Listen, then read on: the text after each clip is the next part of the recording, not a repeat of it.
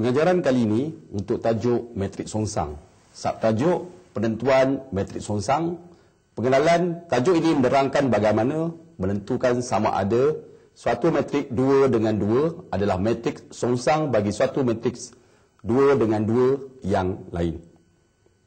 Tahukah anda, dalam algebra nombor, sebarang nombor X kecuali sifar mempunyai songsangan, iaitu 1 per X atau X berkuasa negatif 1. X darab 1 per X sama juga dengan 1 per X darab X memberikan jawapan 1. Atau X darab X berkuasa negatif 1 sama dengan X berkuasa negatif 1 darab X dan juga memberi jawapan 1. Begitu juga dalam daraban dua matriks P dan Q. Jika matrik P darab matrik Q melahirkan matrik identiti dan matrik Q darab matrik P melahirkan matrik identiti, maka Q ialah matrik songsang bagi P atau P ialah matrik songsang bagi Q. Matrik songsang bagi P boleh ditulis sebagai P berkuasa negatif 1, iaitu Q sama dengan matrik songsang bagi P. Matrik songsang bagi Q boleh ditulis sebagai Q berkuasa negatif 1, iaitu matrik P sama dengan matrik songsang bagi Q. Sekarang saya ingin menunjukkan penentuan sesuatu matrik songsang.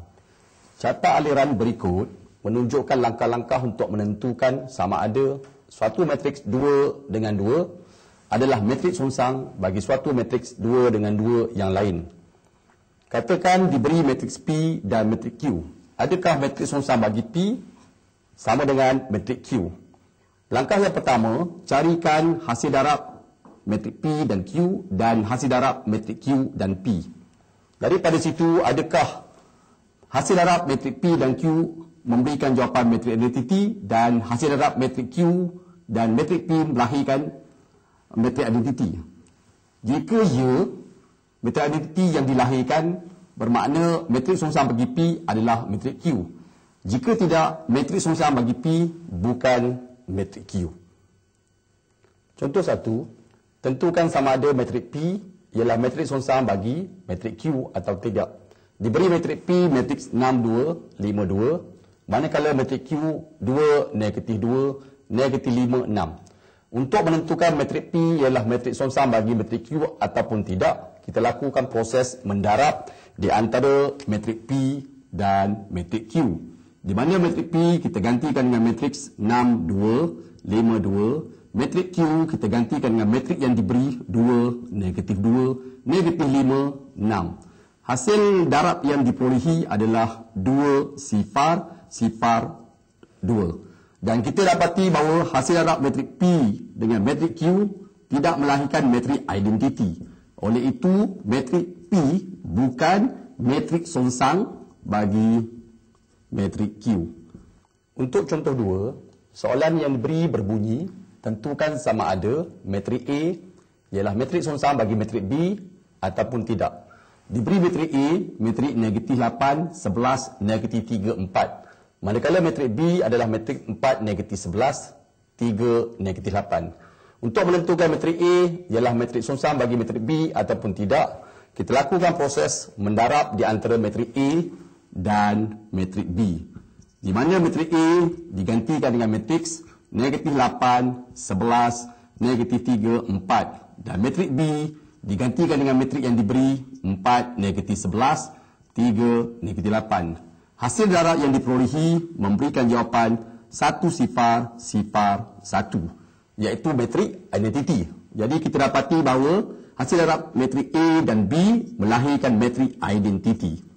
Dan kita lakukan kaedah yang sama untuk matrik B darab matrik A, di mana matrik B digantikan dengan matrik 4, negatif 11, 3, negatif 8. Dan matrik A digantikan dengan matriks negatif 8, 11, negatif 3, 4. Hasil darab yang diperolehi melahirkan jawapan 1 sifar, sifar 1, iaitu matrik identiti. Jadi kita dapati bahawa hasil darab matrik B dan A memperolehi jawapan matrik identiti iaitu I. Maka kesimpulan yang boleh dibuat, matrik A ialah matrik songsang bagi matrik B. Contoh 3, Diberi soalan berbunyi, tentukan sama ada pasangan metrik berikut merupakan metrik songsang antara satu sama lain. Diberi matriks 5, 8, negatif 1, negatif 2. Metrik yang kedua, negatif 2, negatif 8, 1, 5. Jadi kita lakukan proses pendaraban di antara dua matriks.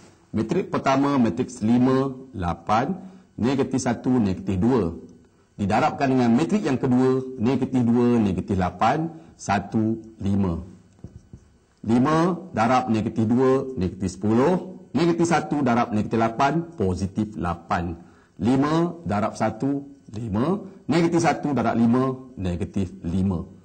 8 darab negatif 2, negatif 16. Negatif 2 darab negatif 8, positif 16.